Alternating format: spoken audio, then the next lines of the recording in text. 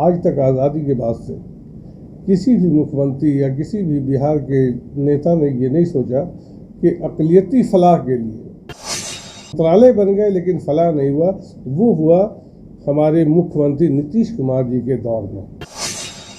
हर ज़िले में एक मल्टीपर्पज़ बिल्डिंग तकरीबन 9-9.5 करोड़ रुपये का, तकरीबन 5 आवासीय विद्यालय का काम मुकम्मल हो चुका है, उद्घाटन पे है। दोनों मिलाकर के 2400 करोड़ रुपये का काम चल रहा है। हमारे मुख्यमंत्री आदरणीय नीतीश कुमार जी ने जो पहल की है वो आने वाली नस्लें याद करेंगी। तरक्की का एक ही राज है हम लोगों के पास कि हम लोग तालीम याफ्ता हों, तालीमी स्ट्रीम से जुड़ें, अपने बच्चों को पढ़ाएं। आप देख रहे हैं STV न्यूज़, मैं हूं अंसारुल हक। बिहार सुन्नी वक्फ बोर्ड की अगर हम बात करें तो पिछले कुछ वर्षों में बहुत सारे कार्यों को अंजाम दिया गया है और कई तरह की अब जो है थोड़ी सी पॉजिटिव चीज़ें उभर करके सामने आ रही हैं और उसके केंद्र में जो शख्सियत हैं सुन्नी वक्फ बोर्ड बिहार पटना के इरशादुल्लाह साहब, वो इस वक्त हमारे साथ हैं। आइए उनसे बात करते हैं। सर, बहुत बहुत स्वागत है आपका STV न्यूज़ पर।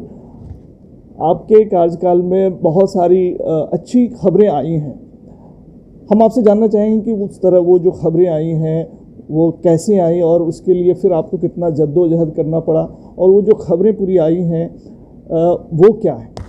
आवाम को बेदार करने की कोशिश करते हैं। सबसे पहली चीज़ तो यह है कि वक्फ की जायदाद जितनी भी है, खा कब्रिस्तान हो, मस्जिद हो, इसका रजिस्ट्रेशन आपने करना। जो अनरजिस्टर्ड ज़मीनें हैं इसको बचाने के लिए ये वक्फ बोर्ड एक सरकारी इदारा है, सरकार के अधीन ये चलता है। इसलिए मैं ये अपील करता रहता हूँ कि जितने भी कब्रिस्तान की ज़मीनें हैं, मस्जिद की ज़मीनें हैं, इन सारी ज़मीनों का रजिस्ट्रेशन करवा दें। इसलिए कि हमारे मुख्यमंत्री इज़्ज़तमाब नीतीश कुमार जी, आदरणीय नीतीश कुमार जी कि वक्फ की तहफ़्फ़ुज़ बाज़ियाबी के लिए, उसकी सुरक्षा संरक्षण के लिए इन्होंने कमर कसा है और एक धूल भी वक्फ की जायदाद कोई इनक्रोच करके नहीं रह सकता है। अभी डेली मीटिंगें होती रहती हैं कि इनक्रोचमेंट को हटाने के लिए क्या प्रक्रिया अपनाई जाए, क्या लाहेअमल अपनाया जाए। तो वक्फ की जायदाद पे आज की तारीख में बिहार स्टेट सुन्नी वक्फ बोर्ड और मैंने वक्फ की तरक्की के लिए बहुत सारे वो तरीक़े अपनाए हैं। जैसे बिहार गवर्नमेंट से मैंने हर ज़िले में एक मल्टीपर्पज़ बिल्डिंग तकरीबन 9-9.5 करोड़ रुपये का, हर ज़िले में एक अक़लियती आवासीय विद्यालय वो खोलने का, जिसमें तकरीबन 5 आवासीय विद्यालय का काम मुकम्मल हो चुका है, उद्घाटन पे है। अब करीब 7 मल्टीपर्पज़ बिल्डिंग, उसमें पटना में अंजुमन इस्लामिया करीब 52 करोड़ की लागत से, हाईकोर्ट मेज़ार, हाईकोर्ट के बगल में है मेज़ार गली, मधुबनी, दरभंगा, किशनगंज, इन सारी जगहों पे वो मल्टीपर्पज़ बिल्डिंग बन चुका है जो 9-9.5 करोड़ की लागत से है। आज तक आज़ादी के बाद से किसी भी मुख्यमंत्री या किसी भी बिहार के नेता ने ये नहीं सोचा कि अक़लियती फलाह के लिए, अक़लियती फलाह एक इदारे बने, मंत्रालय बना, लेकिन मंत्रालय बन गए लेकिन फलाह नहीं हुआ। वो हुआ हमारे मुख्यमंत्री नीतीश कुमार जी के दौर में, उनके रीजन में, उनके कार्यकाल में, जो आज करीब 2400 करोड़ अक़लियती फलाह के लिए, चाहे अक़लियती रिहायशी स्कूल हो या मल्टीपर्पज़ बिल्डिंग हो, दोनों मिलाकर के 2400 करोड़ रुपये का काम चल रहा है। कुछ पे तो कंप्लीट है, कुछ पे काम चल रहा है, पाइपलाइन में है। तो ये मैं मुबारकबाद देना चाहूँगा, इनका शुक्रिया अदा करना चाहूँगा आदरणीय नीतीश कुमार जी का कि उन्होंने अक़लियती समाज के लिए, ख़ास तौर से तालीमी स्ट्रीम से जोड़ने के लिए, हमारे मुख्यमंत्री आदरणीय नीतीश कुमार जी ने जो पहल की है वो आने वाली नस्लें याद करेंगी।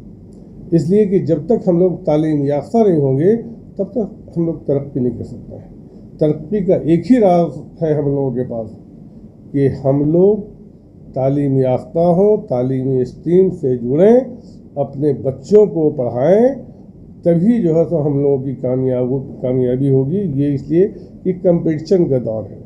इस कंपटीशन में बग़ैर तालीम के हम लोग कदम से कदम मिला करके इस देश के और प्रदेश के नहीं चल सकता है। ये सच्चर कमेटी रिपोर्ट और रंगनाथ मिश्रा कमीशन दोनों अगर आपने पढ़ा होगा, देखा होगा कि इन लोगों ने हम लोगों को दलितों से बदतर कहा है और एक जाहिल करार दिया है। ये रंगनाथ मिश्रा कमीशन रिपोर्ट ने, हम इस चैलेंज को हम लोगों को तोड़ना है। और हम लोग पढ़े लिखे इंसान थे। जब से ये दुनिया आई, सबसे पहला इक़रा बिस्मिल्लाह रब्बिकल लज़ी ये हमारे हुज़ूर सल्लल्लाहु अलैहि वसल्लम पे नाजिल हुआ, ना कि किसी दूसरे पे। तो तालीम तो हमारे जब से ये मोहम्मद से इस्लाम फैला है तभी से इस तालीम का सिलसिला शुरू हुआ। आज हम तालीम में पिछड़ते जा रहे हैं, लेकिन हमारे मुख्यमंत्री अक़लियतों की तालीम के लिए, चाहे वो तालीमी मरकज़ कायम किया हो या और भी तालीम के लिए मुसलमानों को वजीफ़ा दिया हो, पोशाक योजना, साइकिल योजना, तलाक़शुदाओं को जो है तो 25-25 हज़ार रुपया देना, मुस्लिम बच्चियों की शादी में 25 हज़ार रुपया देना, ये सब जो भी गरीब मुसलमानों के लिए उन्होंने बहुत बड़े बड़े काम किए हैं, जो कि आने वाले दिनों में उनके नहीं रहने के बाद मुसलमान नीतीश कुमार को याद करेंगे। इसलिए मैं ये चाहूँगा कि नीतीश कुमार की सरकार ये 5 साल नहीं, जब तक वो हयात है तब तक नीतीश कुमार के दौरे इक़्तिदार में बिहार की सरकार चलती रहे। सर, कुछ चीज़ें जैसे आपने बताई कि लैंड रिकवरी के मामले हों या फिर बहुउद्देशीय जो भवन बने हैं या फिर आवासीय विद्यालय की बात आप कर रहे हैं, एक प्रॉब्लम्स आते हैं सर कि मेंटेनेंस जो है उस हिसाब से नहीं हो पाता है। जैसे बहुउद्देशीय भवन की अगर बात कर लें तो बहुत कुछ जगहों की अगर हम बात करें तो जैसे मोतिहारी का ही है, तो बहुत दिनों से बनकर तैयार है, लेकिन अभी वो इस्तेमाल में नहीं है। उसका रख रखाव एक चैलेंज है। इसके अलावा जो स्कूल हैं तो उसमें जो बच्चे हैं वो सही तरीक़े से जो है उसमें जो आपके जानिब से या सरकार की जानिब से जो सुविधाएं दी जा रही हैं वो या दी गई हैं उसको सही से अवेल कर सकें, इसके लिए भी जो है कुछ आप समझते हैं कि ज़रूरत है पहल करने की? अभी तक वो सारी बिल्डिंगें वो हैंड ओवर नहीं की गई है। भवन निर्माण उसकी एजेंसी है, उसने बनाया है, वक्फ बोर्ड को हैंड ओवर नहीं किया है। और हैंड ओवर करने के बाद इसका एक संकल्प है, संकल्प के आधार पे ही ये भवन चलेगा। इसके प्रेसिडेंट्स होंगे डीएम, इसका मैनेजर होगा DMWO या ब्लॉक डेवलपमेंट ऑफिसर, और बाकी हमारे 4 और 5 मेंबर जो उस वक्त स्टेट के सेक्रेटरी, मुतवल्ली, सदर होंगे, इन लोग मेंबर होंगे। लेकिन प्रेसिडेंट DM होंगे, सरकारी पैसा लगा हुआ है और इसकी जो भी बुकिंग होगी सरकारी स्तर पे, और हमारे मुतवल्ली और सेक्रेटरीज जो हैं वो अपना लाइजनिंग इसको करेंगे, इसकी देखभाल करेंगे, और बुकिंग वगैरह में वो DM और नोडल अफसर वगैरह जो है इन लोगों की मदद करेंगे। तो जब तक कि इसकी आमदनी नहीं आती है, फंक्शनिंग नहीं हो जाता है इस मल्टीपर्पज़ बिल्डिंग का, बहुउद्देशीय भवन का, तब तक तो अभी तो हैंड ओवर किया ही नहीं है। तो उसकी साफ सफाई की मैं बात क्या करूँ, ये तो अभी ठेकेदार के अंडर में है, ये काम ठेकेदार का है। सर, ये कब तक उम्मीद है कि लोगों के लिए जो है ये उपलब्ध हो सकेगा? कुछ जगहों पे तो इसी महीने में हम लोग उसका उद्घाटन कराएंगे और हैंड ओवर लेंगे, और उसके बाद उसमें बुकिंग वगैरह जो शुरू हो जाएगी, उसके बाद अपने उसकी साफ़ सफाई शुरू हो जाएगी। सर, एक और मसला है कि बहुत सारे लैंड जो इनक्रोचर हैं, आपके टेन्योर में बहुत सारी रिकवरी हुई है, अभी भी बहुत सारे ऐसे मसले फंसे हुए हैं। उन तमाम जो इनक्रोचर है या जो वक्फ की ज़मीनों पर गलत निगाह रखते हैं, उनके लिए बतौर चेयरमैन क्या संदेश होगा आपका? मैं तो यही कहूँगा कि वक्फ की जायदाद सिर्फ वक्फ बोर्ड का देखने का दायित्व नहीं है, इसके लिए बिहार के जितने हिंदू, मुसलमान, सिख, ईसाई, इसलिए कि वो ज़मीन सीधे अल्लाह मियाँ का है, भगवान का है। उसका देख रेख करना हर इंसान का दायित्व है, हर मुसलमानों का फ़र्ज है।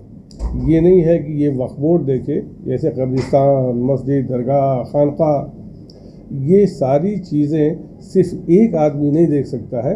जब तक कि पूरी आवाम उसका साथ नहीं देगी, तब तक जो है सो किसी भी कब्रिस्तान की सफाई एक आदमी कर सकता है क्या? किसी मस्जिद की सफाई एक आदमी कर सकता है क्या?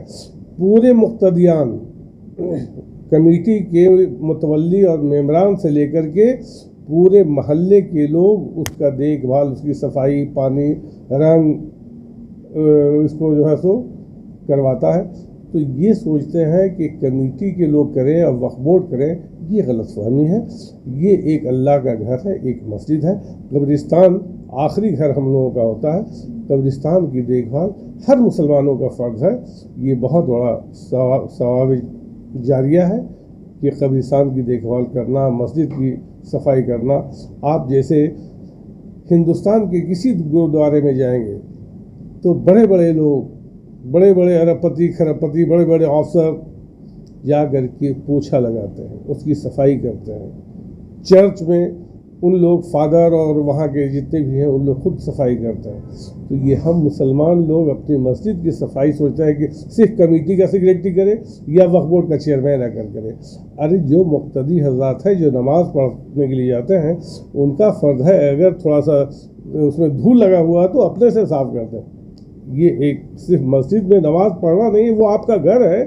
आप जाते हैं मस्जिद में अपना सर टेकने के लिए, वहाँ नमाज़ पढ़ने के लिए, इबादत करने के लिए, तो उस इबादतगाह की सफाई तो करना आपका फ़र्ज़ बनता है। एक आखिरी सवाल मेरे ख्याल से ये वक्फ के लिए भी फ़ायदेमंद है और उन तमाम लोगों के लिए भी एक अच्छा मैसेज जाएगा।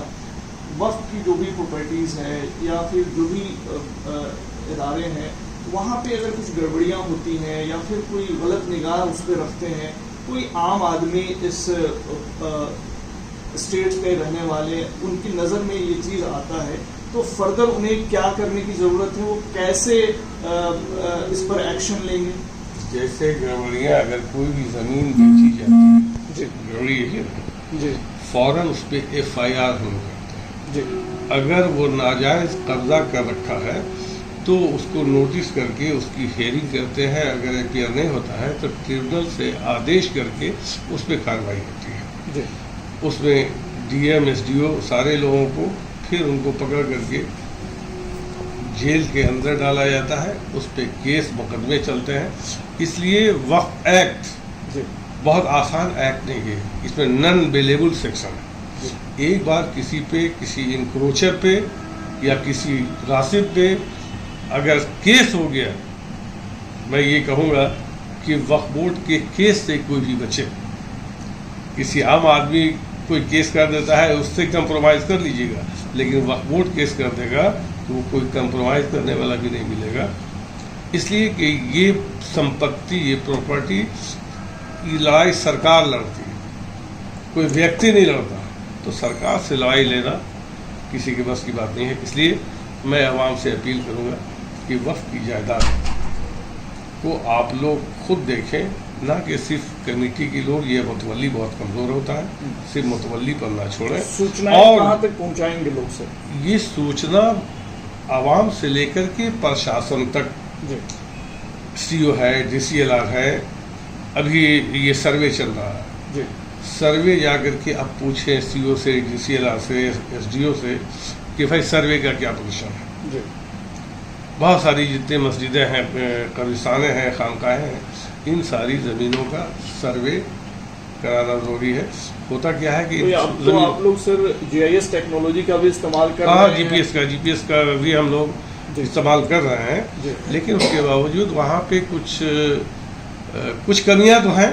जी कुछ कमियाँ तो हैं। आपने दान कर दिया, ये तो वक्फ है, जी दान कर दिया। दान करने के बाद किसी को ये थोड़ी फुर्सत होता है कि इसका मोटेशन करवाया या ये नहीं करवाया, ये हमारी पोजीशन में है, ये नहीं पोजीशन में है। और पूरे बिहार की 5,000 एकड़ की ज़मीन और करीब 5,000 हमारे टेनेंट्स हैं।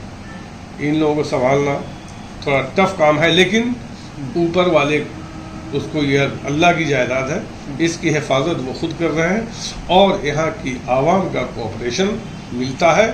जहाँ पे नहीं मिलता है उनसे मैं गुजारिश करूँगा कि वक्त जायदाद की तहफ़्फ़ुज़, उसकी बाजियाबी, डेवलपमेंट के लिए आम आवाम आगे है।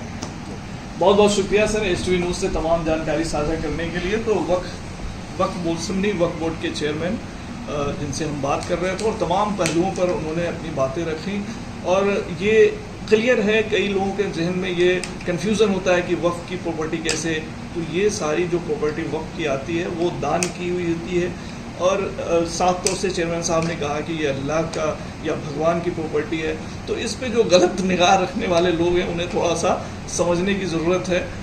तो तमाम खबरों और डिबेट्स के लिए जुड़े रहिए HTV न्यूज़ के साथ।